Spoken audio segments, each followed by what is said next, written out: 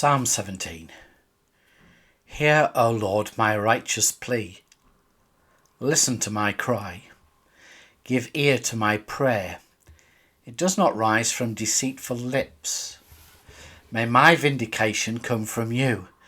May your eyes see what is right. Though you probe my heart and examine me at night, though you test me, you will find nothing. I have resolved that my mouth will not sin. As for the deeds of men, by the word of your lips I have kept myself from the ways of the violent. My steps have held to your paths. My feet have not slipped. I call on you, O God, for you will answer me. Give ear to me and hear my prayer. Show the wonder of your great love, you who save by your right hand those who take refuge in you from their foes. Keep me as the apple of your eye. Hide me in the shadow of your wings. From the wicked who assail me, from my mortal enemies who surround me. They close up their callous hearts, and their mouths speak with arrogance. They have tracked me down. They now surround me with eyes alert to throw me to the ground. They are like a lion hungry for prey, like a great lion crouching in cover. Rise up, O Lord, confront them, bring them down. Rescue me from the wicked by your sword. O Lord, by your hand save me from such men, from men of this world whose reward is in this life. You still the hunger of those you cherish. Their sons have plenty, and they store up wealth for their children. And I, in righteousness, I shall see your face. When I awake, I shall be satisfied with seeing your likeness.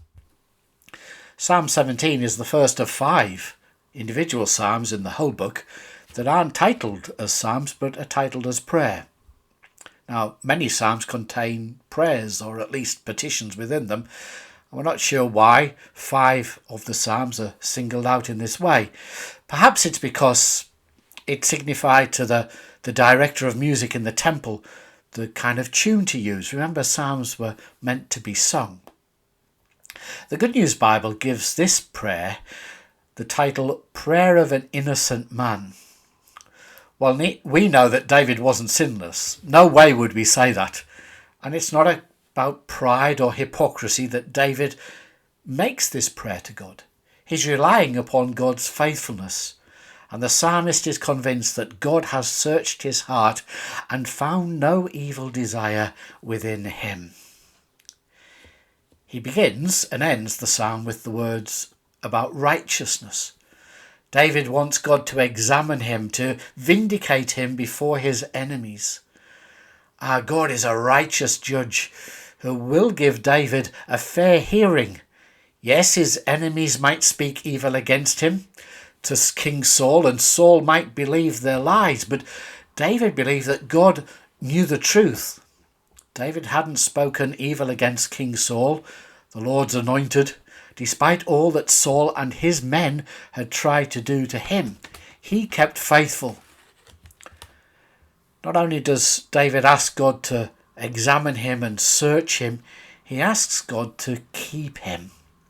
The enemy had surrounded David, and he knew that without the Lord's help, there was no way he could escape. But if God could deliver Israel from Egypt, he could deliver David out of his present predicament. He uses a phrase that is, well, 2 phrases that are familiar to us. He speaks of the apple of your eye and being protected, covered by wings.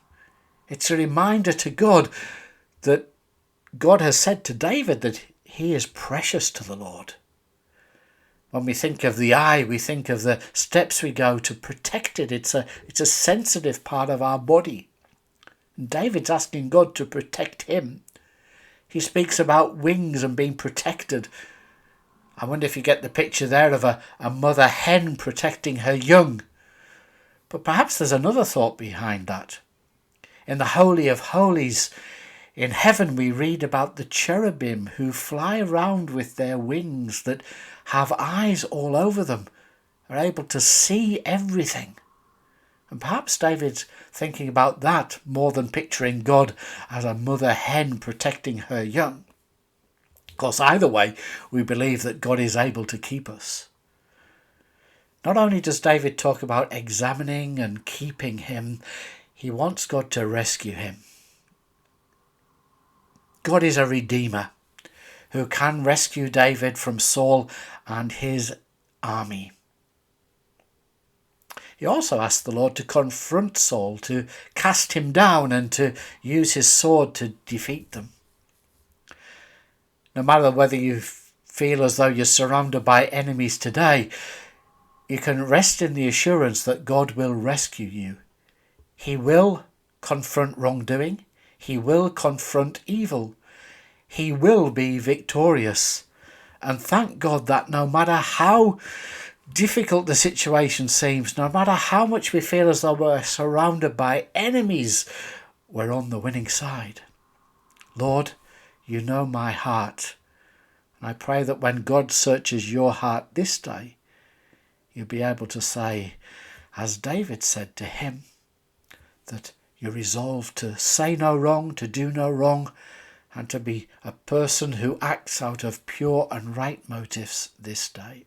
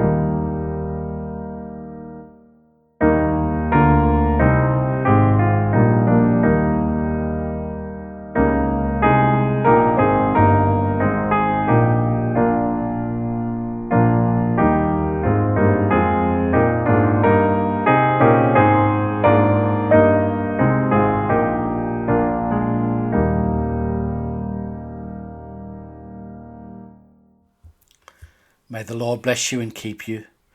May the Lord make his face shine upon you and be gracious to you. May the Lord turn his face towards you and give you peace. Amen. God bless you and have a great day.